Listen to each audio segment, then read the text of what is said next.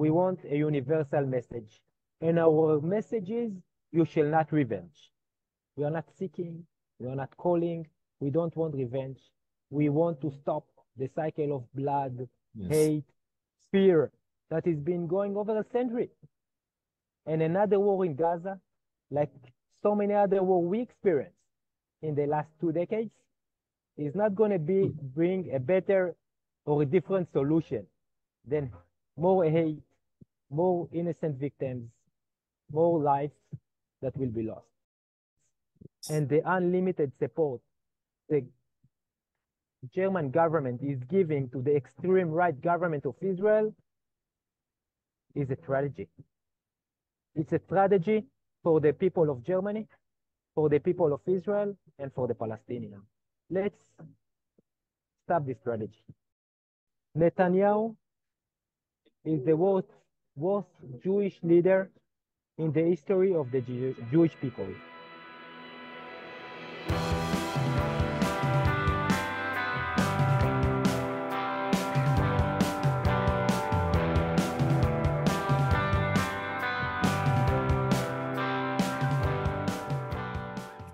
Cut.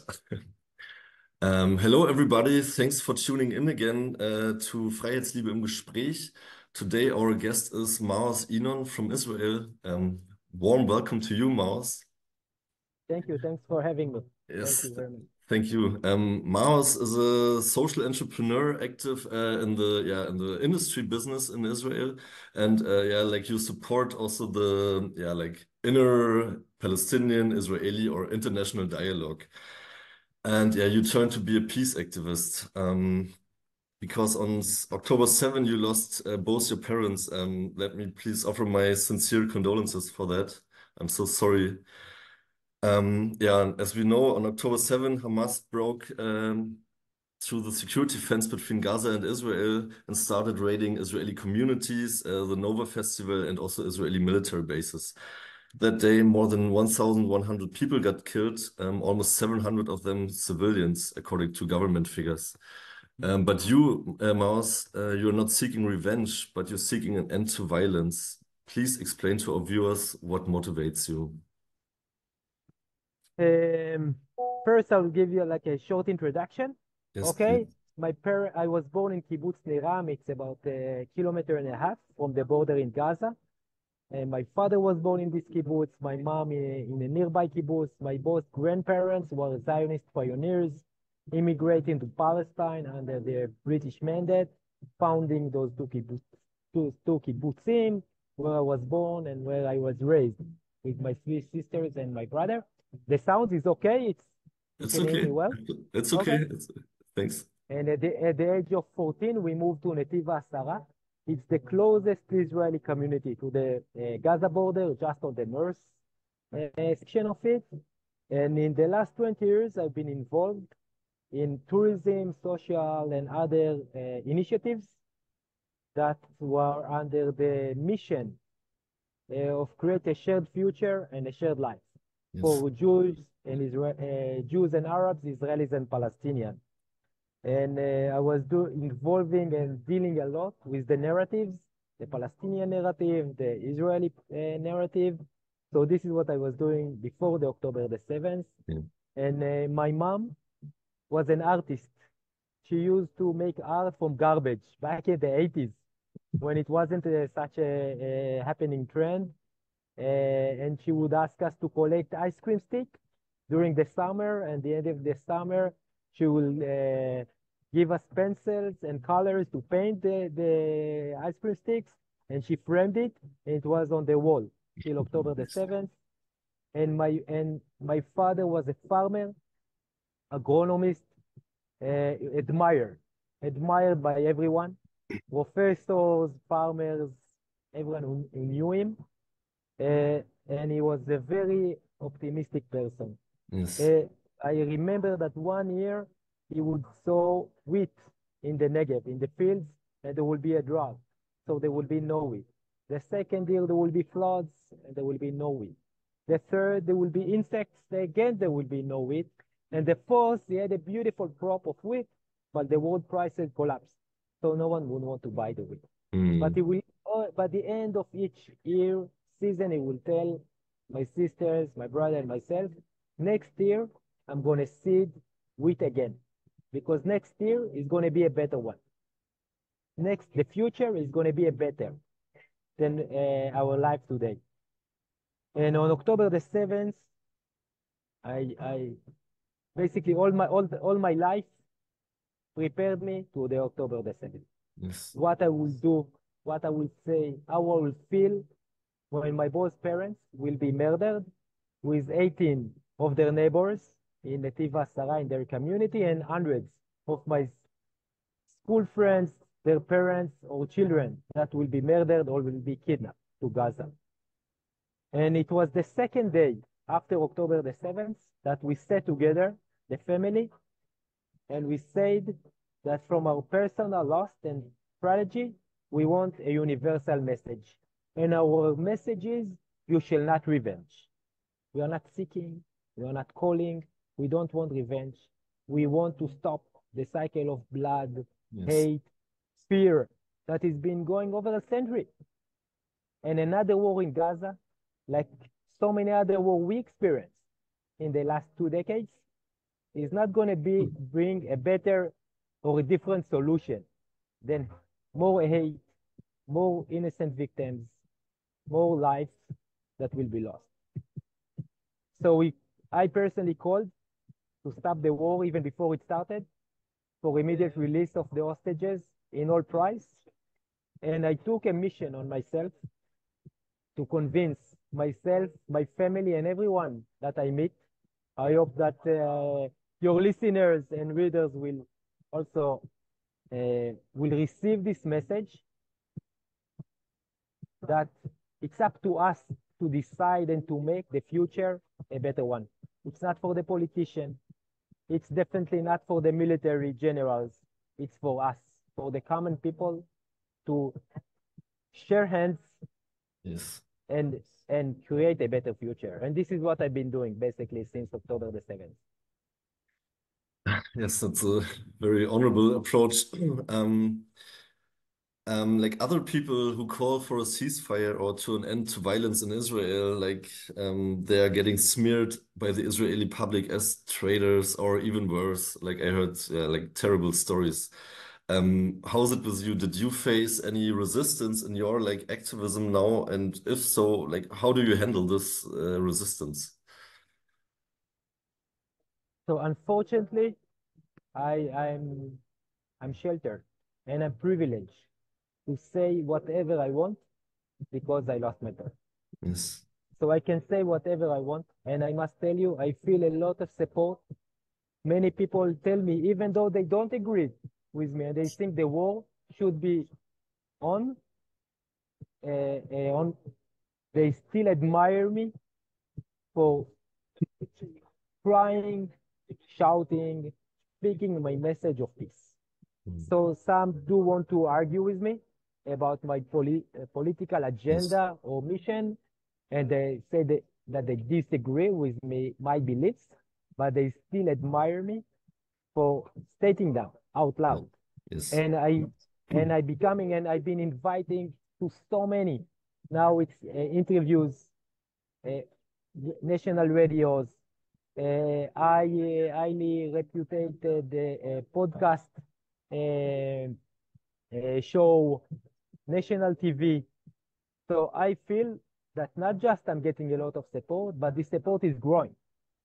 The support in peace, in reconciliation, in stopping the war and choosing a different path is just growing.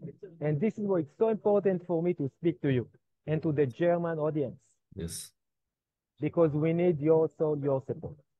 We need your support, and we'll see if we have how much time we have, how this support can happen and be shaped and take place.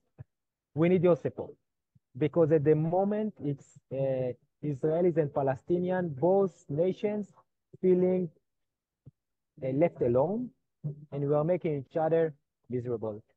And we need the international committee to come and intervene, to help us and save us from ourselves. Yes. Okay.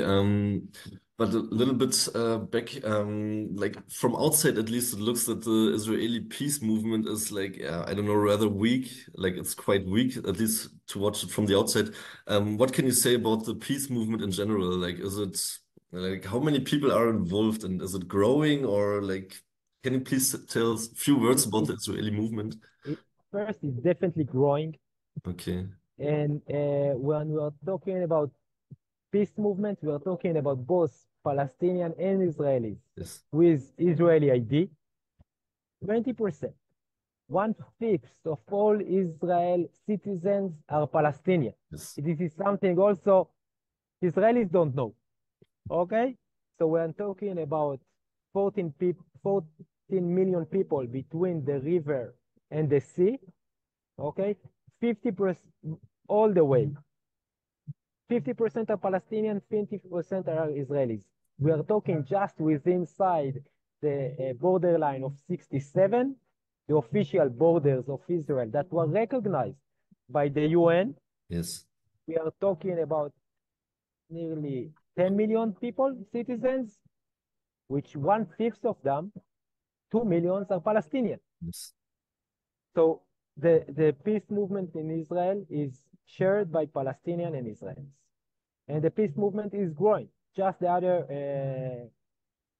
last Friday, there was a gathering of standing together. It's a Jewish Arab grassroots movement, political movement, shared the leadership, the management, and the activists are both Israeli and Palestinian, Yeah. and it was their biggest conference ever. More than 1,200 people that joined this gathering in Haifa. A friend of mine, an activist, is doing a speech or an evening about hope. Let's make hope. And he booked a venue of 200 with 200 seats. And he's calling me yesterday and telling me, Maoz, I have already 700 that were listed and they want to come. And at the same time, we're being oppressed by the government. Also, not just the war on Gaza and dehumanization Palestinian in the West Bank in Gaza, also the peace movement in Israel is being oppressed by the government. We are not able to demonstrate and protest freely. Many Palestinians are being arrested by the Yes. police for just sharing their fear and sharing their sadness about the innocent life that are being victims in Gaza or in the West Bank. So we are being oppressed and silenced. So, but even though we are being silencing, I don't want to say like in South Korea, but definitely like anti-war Russian that are being silenced by the Putin regime. We Yeah. are also being silenced. So, but those threats are not holding us. Okay, we are very strong and very aligned to make everything that is within our power to stop the war and to choose a different path. Yeah, that's really like a remarkable comparison, like to the Putin's Russia. Yeah, how oppositional voices are suppressed. Okay, talking about yeah, Prime Minister Netanyahu. You repeatedly called for Netanyahu to resign from office. Like you even made like this one, like you stayed in a tent for some time in front of the Knesset, right? Like, yeah, in November. Like Yeah. calling for his resignation. And that is arguably highly understandable to call for his resignation. But I would like to know what are your particular reasons for that? Like, why do you think Israel would be a better place without Netanyahu at the helm? Like, I will answer you, but then I will say my doubt. But, okay, okay, Netanyahu is the worst Jewish leader in the history of the Jewish people. History that has been going for over 3,000 years. He will be considered the worst Jewish leader ever, ever. And he's accountable with extreme right government to my personal loss and to so many innocent lives that were lost on October the 7th and after. Because the state of Israel failed in standing to the first promise each state is giving to keep its civilians safe and secure. And he failed. So, and he failed in such a dramatic way that you cannot match it. We are matching it only to the numbers of the Holocaust. It was the day the most Jewish lives were lost since the Holocaust. So that's our big failure is. But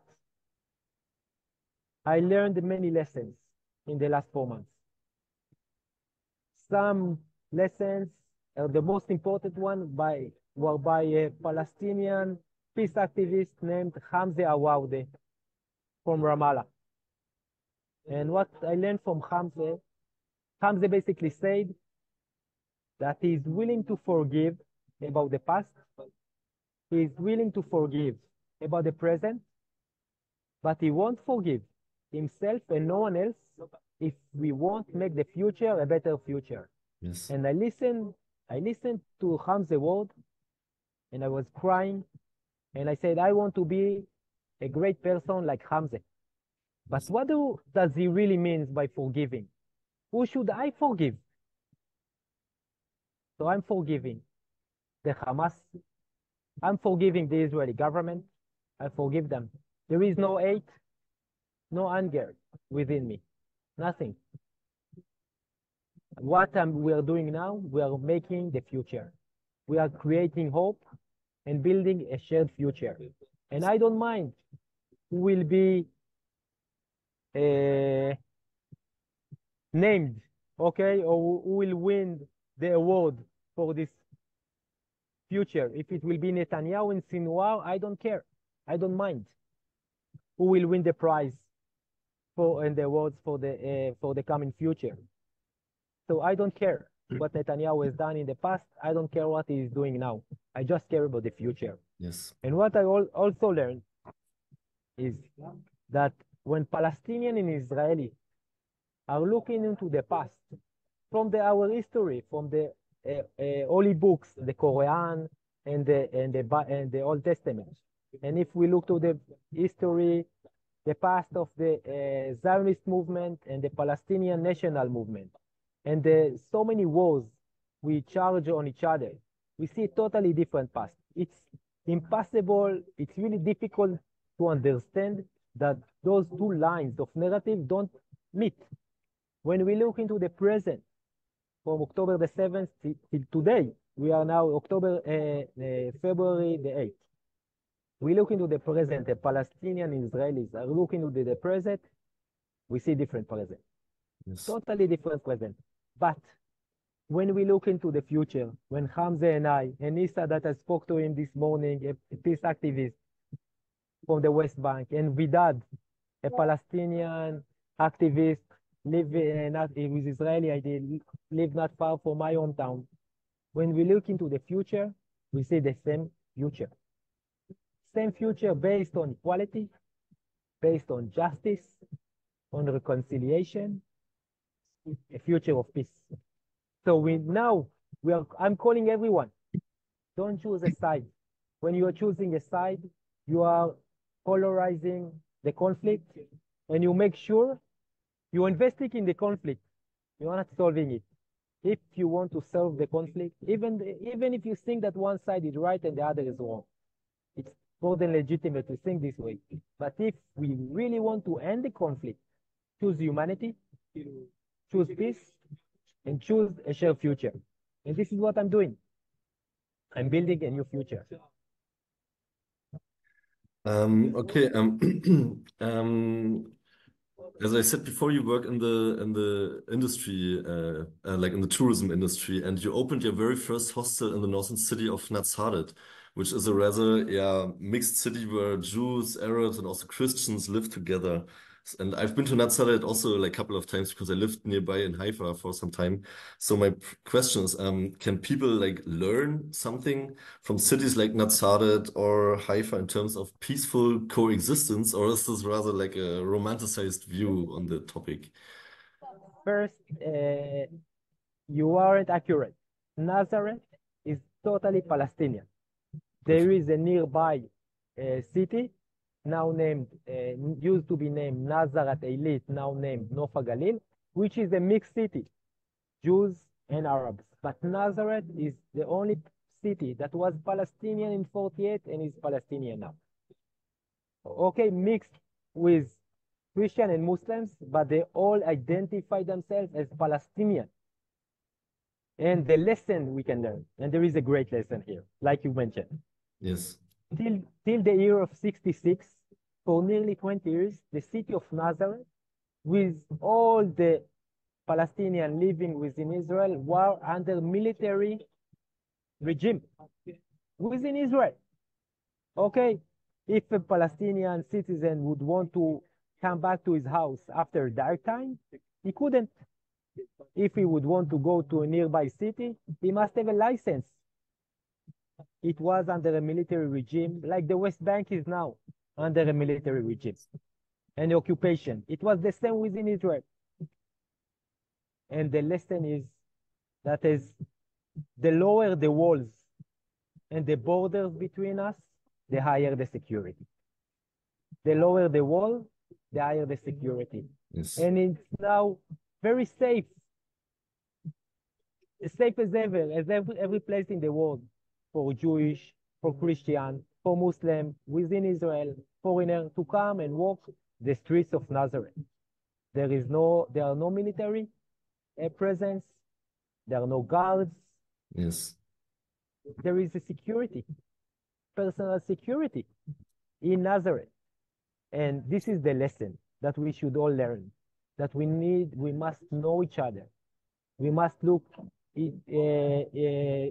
into each other on the eye level, not from the oppressor and the occupied, but as human beings, as equal. And when the key for security is equality and justice. Where there is no equality and no justice, unfortunately, there is a violence resistance. So this is the lesson. Yes. And this is what I'm practicing on my daily life. I'm practicing equality, I'm practicing justice. And if it will be practiced between the river to the sea, there will be security for all, and there will be peace. Okay. I want to broaden the view now a bit for my last question, because like after the Hamas attack on 7th of October and the Israeli war that followed, people worldwide voiced their condemnation of the sheer brutality of the war, and calls for a ceasefire could be heard all over the world. So my question is, what can individuals in the international community, like for example us in Europe, us in Germany, what can we do as individuals to help promote reconciliation and peace between Israel and the Palestinians? Thank you for asking. Thank you for asking. Sure. First, please amplify the voices of peace and of reconciliation. If it's through social media, if it's inviting us, Palestinian and Israelis, to speak on online webinars, Zoom, if it's university, if it's community, churches, mosques, synagogue, invite us. We want to speak. We want to cry our call for peace. Yes. So invite us. If you're doing anything, any event, invite us. We'd love to join from online platforms or physically. And also on social media, amplify the voices that are calling for a shared future and that are choosing humanity.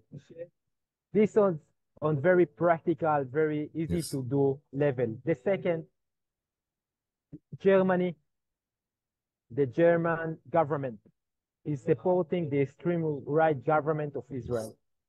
The German government is supporting the worst Jewish leader in history. And you are treating the German government is treating the Israeli government as the spoiled and favorite child, putting no condition, no term, and holding them not accountability for their action. And I'm a parent of 3 amazing children, 18, 16, and 12. And I know now for 18 years that when you give your children no boundaries, catastrophe is going to happen. And with the German government putting no boundaries to the extreme right government of Israel, one catastrophe already happened, but the next catastrophe might bring an end to the existence of Israel. If we'll continue walking the path of war, of revenge, it might bring to an end the existence of Israel. And it's going to be a catastrophe. And we know. So, and the government of Germany stood next to Israel at the International Court in Hague. Yes. I'm not a politician. I'm not a historian. I definitely know nothing about international law.